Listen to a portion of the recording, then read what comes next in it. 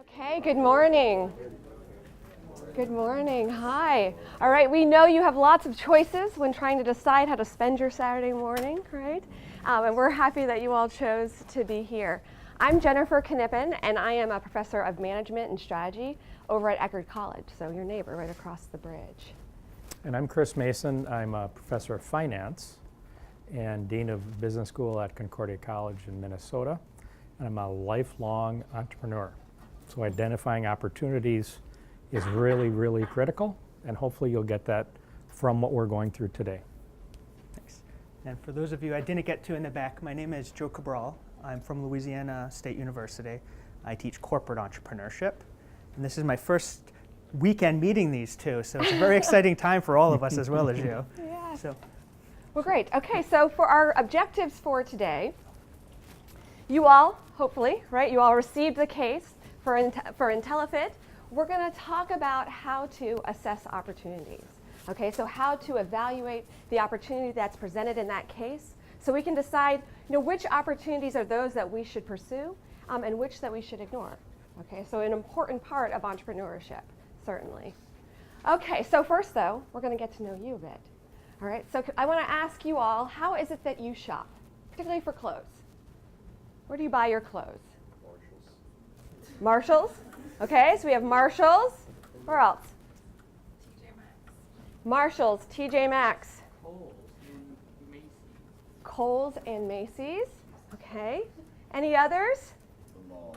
The mall. So you go to the mall to shop. Others that go to the mall by raise of hands? Good. Okay, about half of you. Anybody go to specialty stores? Amazon. Amazon specialty store. Those that shop online? Online. Online shopping? Okay, so and how do you determine whether or not these clothes fit? Okay. You're shopping online versus going in the store. How are you assessing fit? Can't try it and return it. Say that one more time for me? Can't try it Yeah. and return it if it doesn't fit. Okay, so how many people try them on in the store? Sometimes. Okay, usually try them on in the store, or how many people just buy it and take it home and take a chance? All right, sometimes you do that too. Okay, and then you return it if it doesn't fit? Sometimes no. Okay, so sometimes no, now it just goes in the closet. Maybe it'll be donated at some point then as well. Okay, anyone that's gone for a fitting? Anyone that has had a special occasion or something that you've had to go for a fitting? Okay, so these are other ways, right, that we try to find things that fit. Anyone who shops online? Those that shop online, do you use the sort of sizing guides and things that they have online to try to reduce that as well? Okay, so let's talk about IntelliFit, right? Because it's about shopping and it's about fitting as well. All right, so what is the IntelliFit technology? What is this? What are they proposing? Right, thanks. Basically the airport scanners, but used to digitally decide what size you are. Okay, I like the airport scanners, but used to decide what size you are. Now, was this their first iteration, those at IntelliFit? Okay, coming up with this technology, what did they try first then? Yes? Reading and measuring tape. Okay, so yeah, and even before that, right, they sent these kits out, they mailed these kits out, okay, so that you could measure and send them in. Was there a good response in return on that? No. Okay, not so much. All right, so then what did they decide to do? The measurement, right? And they were working with these specialty stores. sorry. It's okay. See if we can get this to work. Okay, right? Where they had them actual measuring tape, right? This is what happens when you go to get measured for a special event. Okay, and so here you see in this picture they have 4 basic measurements. How many were required for the IntelliFit when they were before the technology, when they were sending out the tape and technology or the tape measuring to the store? Yeah. 38. 38. Okay, so here's 4. Now imagine we have, 32 more places to measure. Okay, so then they proposed essentially what looks like this airport scanner. Okay, so we're going to start to evaluate. But first, okay, let's take a vote. Okay, how many think that this is an opportunity worth pursuing? Yep. Some background music. Okay, by raise of hands, opportunity worth pursuing. 2, 3, raise them high. All right, it's okay. 1, 2, 3, 4, 5. Okay. Okay, those that would walk away from this opportunity. Everybody else. 1, 2, 3, 4, 5, 6, 7, 8,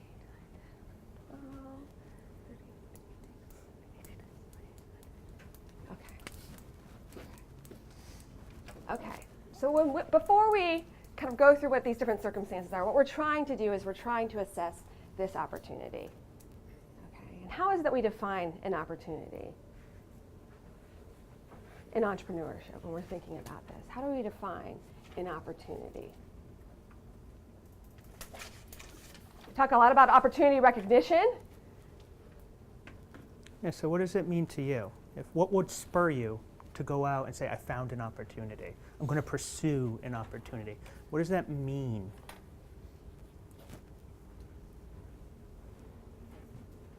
A new entry into a market, maybe? Okay, so a potential entry point into a market. Yes. If there's like a change into one of the various kinds of C's, so like either a social C change, a market C change, or a technology C change, that makes it now where you can enter where people otherwise weren't doing that via either a subversive technology or like directly any. Okay, good. So we think of these macro level changes, right, that maybe creates this space, this need that's been unmet. Any other thoughts on it? Okay, so here's one definition which relates to certainly what you were both just discussing. A favorable set of circumstances that create a need or an opening. Okay, so what we're going to talk about next are what those circumstances are. Okay, whether it's more of these macro level circumstances, market changes, whatever those may be. Okay, so I'm going to turn it over to Chris and Joe. Yeah, and so one of the big things we look at is how large is the market? And so before we ask that question, what actually is the market? We oftentimes define it as where are we going to make money? So where's IntelliFit going to make money? Those are some of the things that would cause it, but if you're sitting in IntelliFit, you made an investment to create this opportunity. How are you going to make money? Buying, yes. How about specifically think of the income statement? How are revenues going to come in to IntelliFit? Is it through service? Yes. Like leasing from the malls, like charge the malls for payments, and then that's how you get. That could definitely be one of the options. So it could be more of a rental revenue.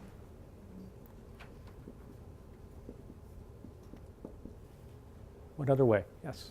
Developing personal data as far as the users coming in, and most retailers are probably going to want to know what the average size is of the people who are physically shopping. So it's the use of the data.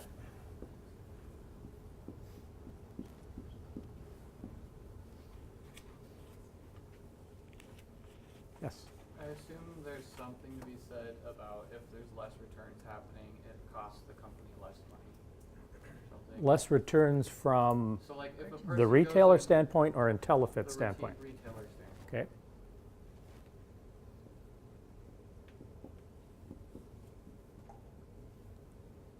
Yes. I mean, at that point, they could just take the measurement, the receipt gets printed, and then if they go to like Gap, like I had Gap on there, and they give them a receipt, that maybe Gap will give part of their, like percentages of their sales or something Yeah. towards, So I guess commission-based. commission-based, back to more of like the rental She's talking revenue about renting type? it to the mall. Okay, The so you're mall- talking about specifically from the retailer. Yeah. So also from the Mall retailer. is renting out, storefronts to the retailer. Yeah. Yes. In the beginning, you can make it free to introduce your product to the people. After that, you can make it a base fee for anybody like want to use it. As it gets popular, you can actually have a base fee as opposed to per. So we've been focusing really on the retailer. How does IntelliFit really make money? I was talking about the time. So how do they actually, what do they do? what do they do that drives revenue? Not really on the retail level. They're providing a service. They are providing a service, but are they providing a service or are they providing a product? A product for malls to service people. Right. So what's the obvious way IntelliFit looks at cash flow, driving cash flow? Putting out the. Putting out the tech- machines. Yeah. How about selling the machines? That's how they make money initially, right? They sell these machines to various retailers, various malls. We talked about that. But ultimately, who would think that their revenue is really derived by moving more machines? Who's gonna buy the machines if they don't know if they work? True, that's definitely part of it. Why would a mall buy machines if this is focused more towards the online shopping community? Why would they do that? That's the big question. Because if you think it from IntelliFit's standpoint, it would be in every mall, it'd be in every location we talked about, every Gap, every, what Gap and Levi's maybe, yes. Is it supposed to be a response to like the Amazon type like effects we're seeing that's crashing retail stores where like the biggest complaint online is things don't fit, and so the only selling point a store would have is if you could get a perfect fit? So it's really focused on perfect fit. And again, remember, this is 2004. Amazon's selling books at this point. They really haven't launched into selling everything in the whole world. And so this happens to be a product they're focusing on, clothing, that fit does matter. And we have the benefit of time now to look back and say, well, Amazon's going to get huge. This really does fit something that's going to happen. So my friend Chris here is giving you a number of ways that the company is going to make money. But let's look at them in turn for a second. So if IntelliFit's customer is the mall, why is the mall going to buy this?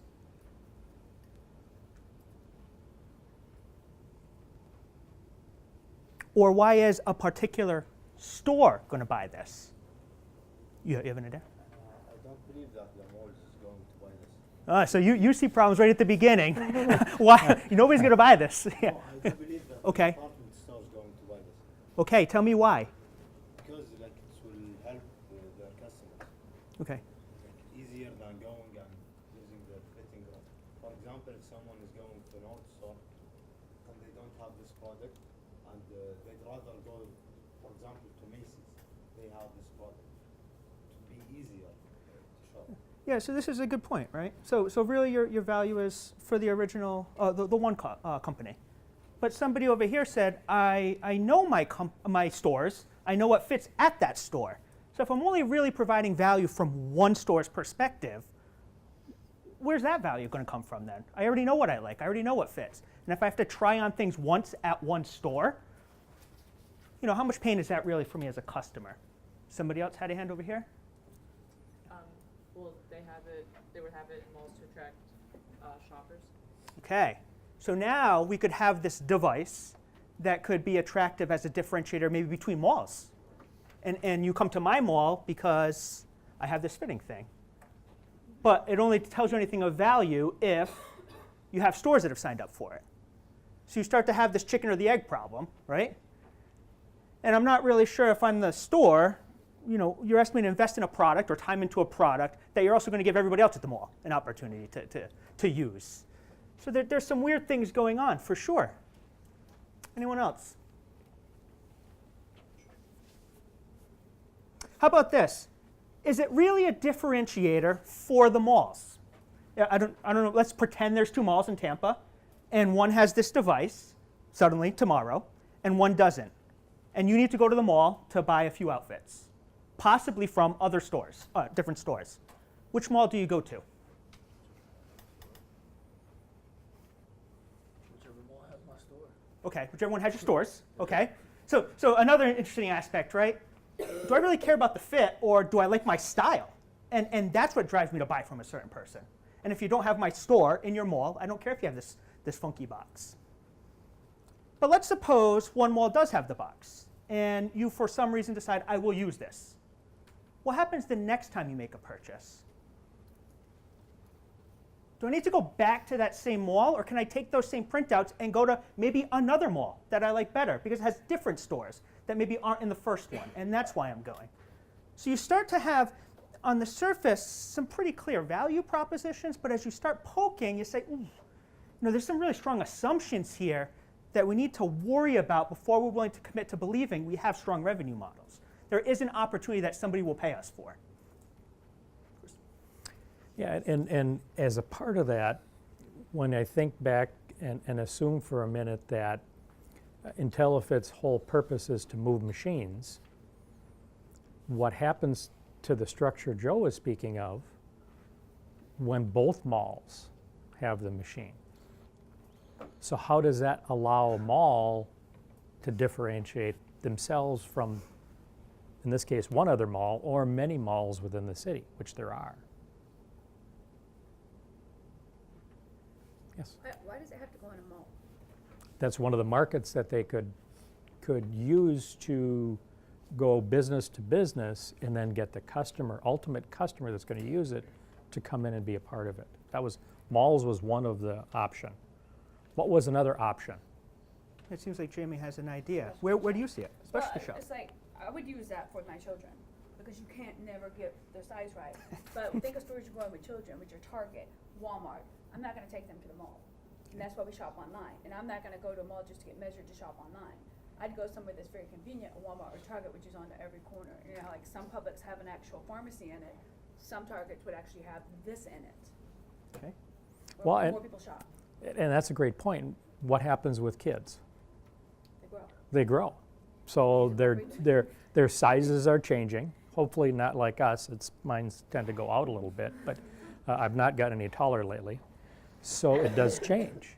So having accessibility to the machines sounds like a real advantage. But as Amaretto was speaking of, once you get measured, is that initial benefit gone to whoever had spent the money? By the way, how much do one of these machines cost? $50,000. So once this mall spends $50,000 or a retailer spends this $50,000, the retail customer has all the data, assuming they haven't grown yet. So is it something that can be the model to be repeatable on a consistent basis? Or is it just a one-time deal? Amaretto. My biggest problem with this machine is the perfect fit. Like, what is the perfect fit? That's what I don't understand. Like, where did they get the perfect fit? What do they, you know what I mean? How do they know those measurements are the perfect fit that the customer is looking for? Right. Right. So you define a perfect fit differently than maybe Jamie does. Well, A nice it's different fat every feeling brand. compared to something that's maybe a little loose so I can raise my hands. Right? But We no, all sometimes perception. You want something looser for a certain outfit. Sometimes you want something tighter. Sometimes you want something longer. Sometimes you want something shorter. You know what I'm saying? I So do, it's like, how yeah. do you- Yeah, the perfect fit is not necessarily the perfect fit for everything that you need. Alexis? Taylor shows some of the generic feel, like for like curvy girls, like I got small waist, but everything else is like bigger. So like my waist is like 5 and like lower half is like a 9. Like you know what I'm saying? Like Yes. other retail, it depends on the retailers too. Like you know what I'm saying? So how do you actually solve that problem? I just go up with bigger size and just shimmy all the time. And with my pants. keep trying and keep trying until you find a My product waist is that small, fits. but Yeah. it's just that, Yeah, I have the same. high I have the same issue, and I wear a lot of suits. My neck is big, my arms are long. They assume I'm this big, Yeah. and one leg's shorter than the other, and one arm's longer than the other. It's tough, and so the idea of what's the perfect fit is that more individualistic. Yeah, can we actually continue with Alexis's point though? if you get a machine that perfectly tells you what your measurements are, but there's no clothes that fit that measurement, which seems to be a problem if you're constantly trying on things, they're kind of promising something that they not really can deliver in your situation. It's like not their fault, just like the retailers, because they just have like, if you're a 9, you're a 9, if you're a 7, you're a 7, which is not the case. So maybe the situation becomes maybe the specialty shops make sense, and this initial positioning of a mall with turn and burn type clothing doesn't make sense. How does a mall product in their store sell anymore? Because don't they just rent out places? So if they're buying this machine, why does it matter if it's helping the stores sell it? Do they get part of their sales? Or? Like I said, that's a great question. And so when malls rent space to Gap and to whatever specialty retailer it is, Buckle, they also receive a percentage of revenues. So would there be a change in revenue if the mall had this machine? I get a no. Anybody saying yes? I just think it's way too inconvenient for it's a lot for someone to say, all right, I'm gonna go and I'm gonna get all my measurements done. Does it say how long it takes for each? 10 seconds. What is the length? So how long does it take in the machine 10 seconds. to get your measurements? I think it's not that big. Very, very quick, so that's the big benefit. Kind of like going through the airport and, seeing if I have anything metal on my body at this point. It just seems like something that I wouldn't want to do personally. If they were able to make it smaller, I feel like that would benefit them a lot more. Well, and one of the benefits we're looking at is the use of the data. That's what I was thinking. Like, you just have like a smaller border scanner. I'm not sure if that's invasion of privacy or not. Invasion of privacy. Who wants their measurements somewhere else that can be used by someone else's healthcare? Private information. Do I want someone to really know I've got a 36 waist? Because I kind of think in Levi's I have a 34. Anybody concerned about the use of that data? Why would it be concerned about the use of that data? It's like they can have like plus size consumers, but however, not all of them are all confident with their sizes, so they probably don't want it to be in a machine and everybody can see them because it's glass and the monitor is one eye and see the measurements. So that's it too. And where could it end up? If you're giving that control up, where could it end up? Who knows? Maybe it'll show up on Facebook and they'll say, Chris really doesn't have a 44 chest and his belly's actually bigger than his chest. I feel though consequentially that doesn't matter because that can already be tracked simply through the purchase of your clothes, which the customer has to do anyway. So isn't that kind of a moot point since that data is already being collected just in a different form? To what you're saying, that they already have the information, Mike, Yeah. and When you buy it, it gets tracked to whatever account you have or whatever credit card you use. And so like that data is already used. yes, It's a free John. machine, right? Like if you use it, it's free. Is it free? For the So customer. where are they getting your information from? Like are you typing in your name? Maybe not that specific. Yes, I assume there's got to be some sort of way to track who you are. Was there any detail in how that works? I think they just made an account and then, because they have a barcode and then you make your account and then that's how you get onto your mobile, like bring your numbers and all that. Yes. I think this, Yeah. this machine is probably like 10 years ahead of its time. I think right now at this point, I don't think as many people use it. I think in like 10 years maybe, people always want to make their life easier.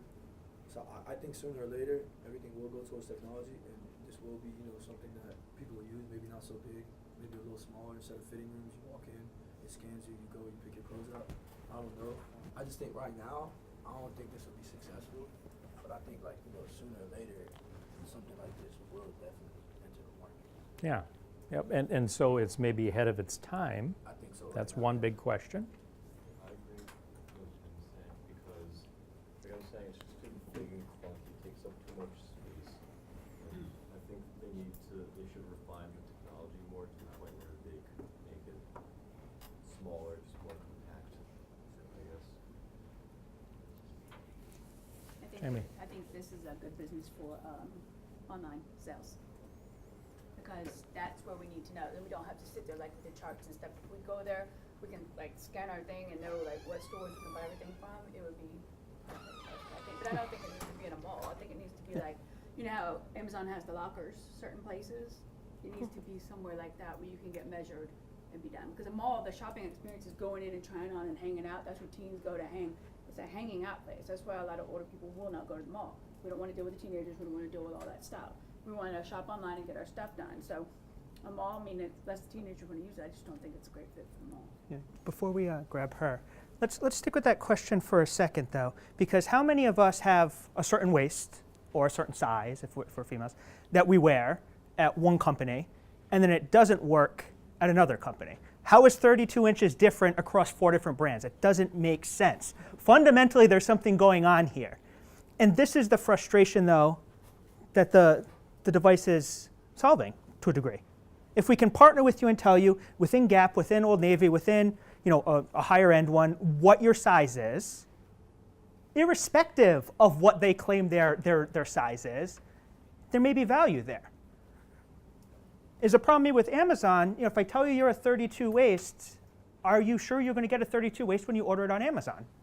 If you're still buying Gap or Old Navy or some other brand that doesn't want you to feel fat, and suddenly you're a 28 or something, or whatever, I don't know. I mean, and that's the fundamental problem. Is part of this frustration is you can't trust what people tell you the sizes are. They should be standardized to some degree, but they're not. Okay, so we got to remember that frustration of if I want to shop at 3 different stores, why can't I just get the same pants? And it's because they've done something that muddies up the process that the machine is attempting to address. I'm going to cut you off.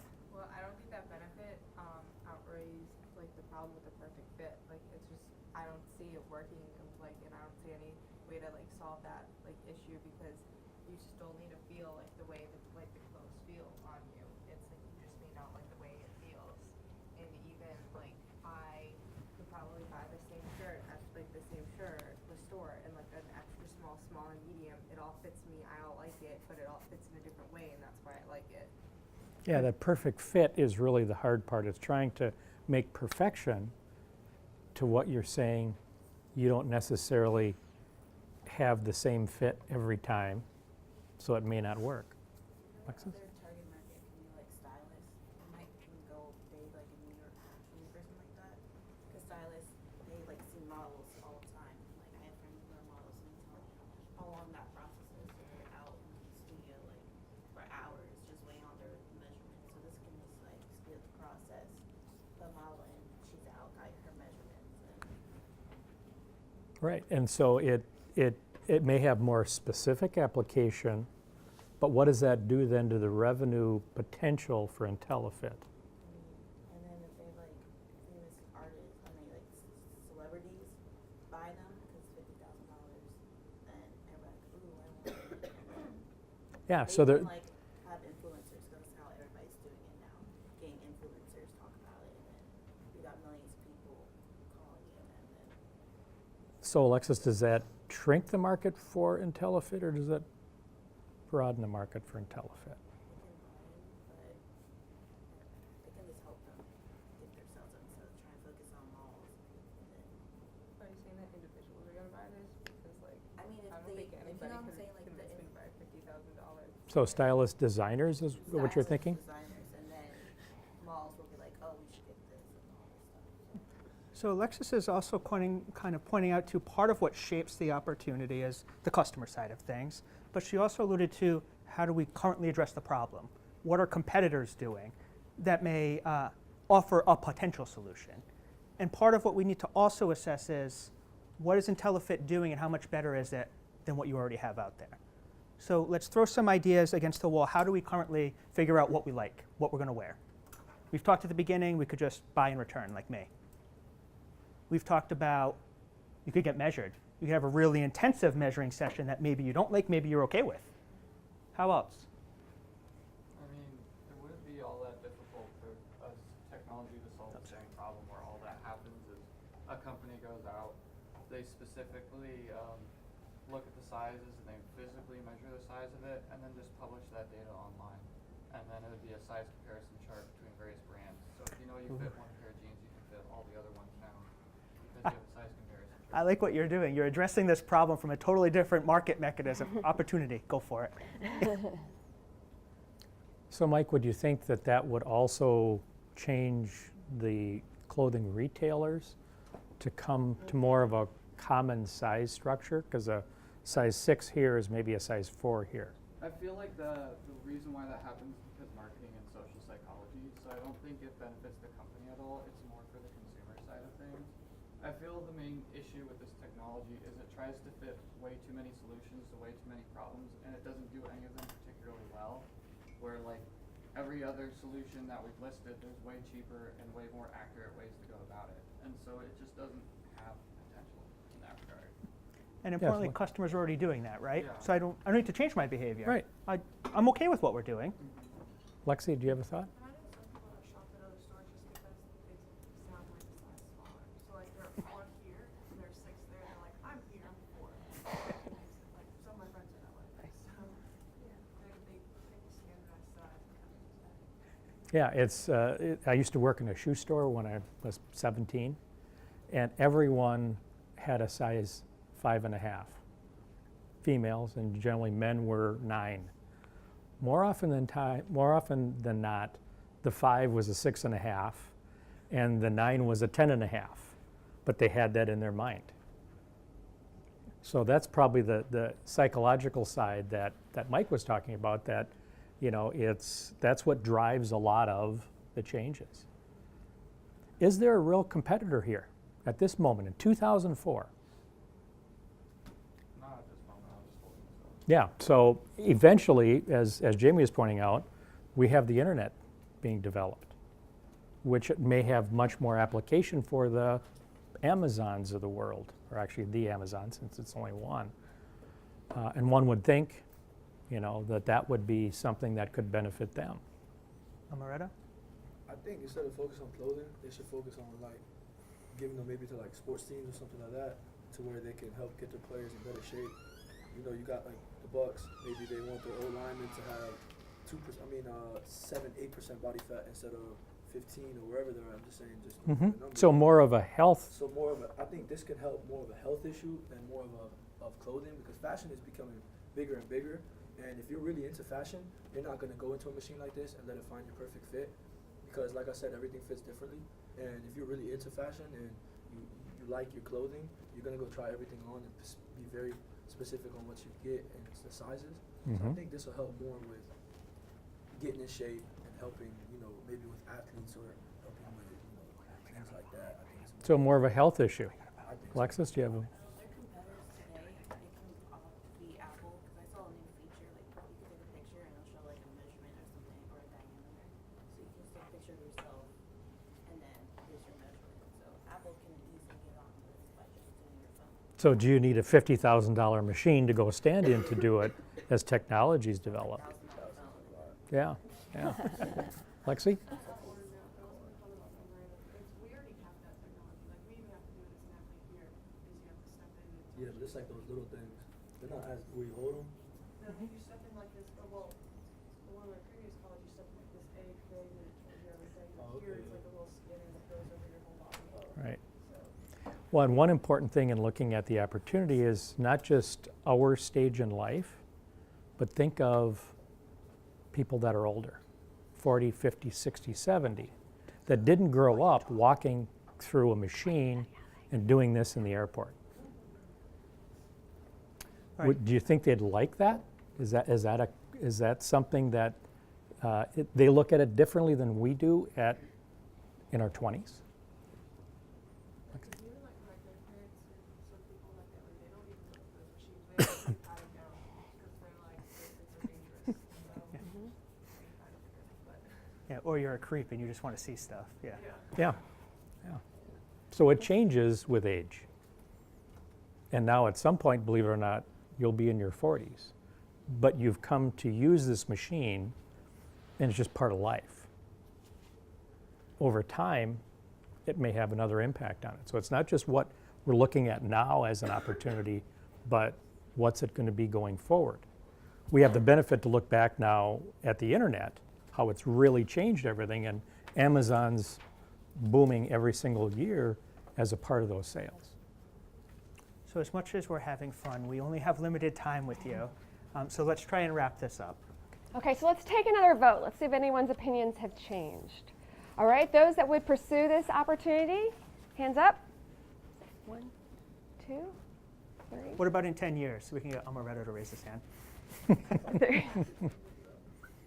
Okay, so assuming we've had some movement here, okay, pursuing this opportunity now as is, or pursuing this opportunity if it needs to change, maybe applied to a different market, as the case might be. Okay, so if we said pursuing this opportunity, but perhaps pivoting and applying it to a different application and market, now I'm getting some maybes. 1, 2, 3, maybe on the maybe 4, 5. Okay. All right, so maybe 5 if we change this application, pivot, apply it to a different market or different opportunity. Okay, so what really happened? I always like to update the case at the end. So in 2005, they went ahead and piloted at 6 different malls, all right, in major cities. Tampa was one of them. Okay, then they went and deployed globally in over 30 retail stores and promotional locations. Okay, so they were in Levi's. See, those that love Levi's, at Levi's, and even at some NASCAR promotional events, which I have to think about that one a little bit more. And then in 2009, they were acquired. They were acquired by Unique Solutions Limited, which is a Canadian company. Okay, and this is a tech company. All right, so what do you think they were primarily interested in? The data. Okay, so this was a tech company that were looking at body mass index and other factors. So they were actually interested in the data as well, and then they rolled it out further. So then in 2011, it was in more than 70 malls, okay, multiple Bloomingdale's. So this is where they were targeting. Okay, then what happened? In 2014, they announced massive layoffs and stopped using the machine. So what happened? Well, as it turns out, okay, by and large, the women, they weren't actually that interested, okay, in getting that much data about themselves. Okay, maybe a little TMI, if you will, okay? They didn't want to know that much information. Okay, the measurements were more detailed than the store's offering, so this was part of the conversation that you had here. Okay, so now you've given me really detailed measurements. Now what? I'm still between a size 5 or 7 or whatever the case might be, right? Gap and others aren't adjusting to customized size. So they didn't really know what to do with that data. It wasn't helping them in the way that they felt that they were promised. Okay, but there was one segment that actually really enjoyed this technology. Okay, can anyone guess who that might have been? At the retailers. Airports definitely enjoy this technology. What about shoppers? Demographic of a shopper. The women didn't like it, but guess who ended up liking it? The men. Okay, because if they could shave off 2 more seconds off their shopping trip, they were happy. Okay, so if they could go get their printout, find out exactly what size they were in these stores, they could just go pick up and leave. So they were the market, the segment that actually seemed to enjoy this technology or see a real benefit from it. Okay, so when discussing this case, what we're really trying to do is trying to assess an opportunity. All right, so what factors, from our discussion, what factors do you think are really important that you take away from this in assessing whether or not an opportunity is something that should be pursued or something that should be ignored? What factors do you think you should consider? Yes, Kyle? Potential growth, maybe. Okay, the potential growth of the market. Yes. The cost, okay, the cost of the technology itself or the product or service versus the cost itself versus what? The value, perhaps, right, to the customers, to those that are going to purchase it. All right, what else would you want to consider?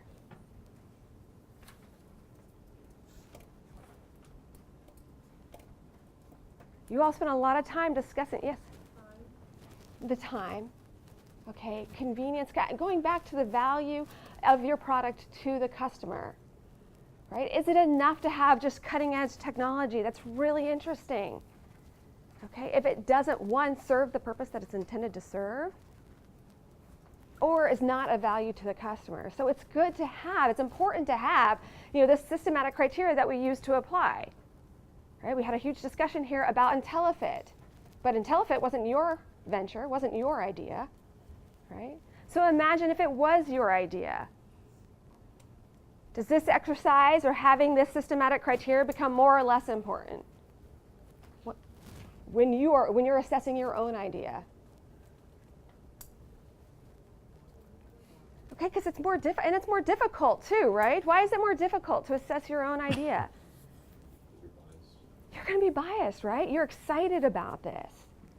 Okay, so then it becomes even more important to have this systematic criteria that we want to use to assess the market, to assess our customers, to assess the industry, the competitors, okay, and to have a really clear picture about what the true potential is of this opportunity. Should we pursue it or should we ignore it? Yeah. If I can add one thing Yeah. for the competitor thing, we tend to live in a technology age, and we tend to think that just because we can solve something with technology, it's automatically a better solution. And in this example, that's highly questionable. Does it really do anything that much better or provide something that our existing solutions don't already do? So when we can do something better, but you have to ask, is that really enough of an additional value that you're now going to change the market and people are going to go to your solution? There's a reason, the cups or the mousetraps have stayed the same look forever. They do the job well enough that we're okay with it. The pain's not really there for us. So in those situations, if we're going to disrupt that market, we need to do something really revolutionary. And it's questionable if the technology here truly did that. Okay. So we're out of time. But thank you all So so much thank for your everyone. time and Thanks. attention. Thanks.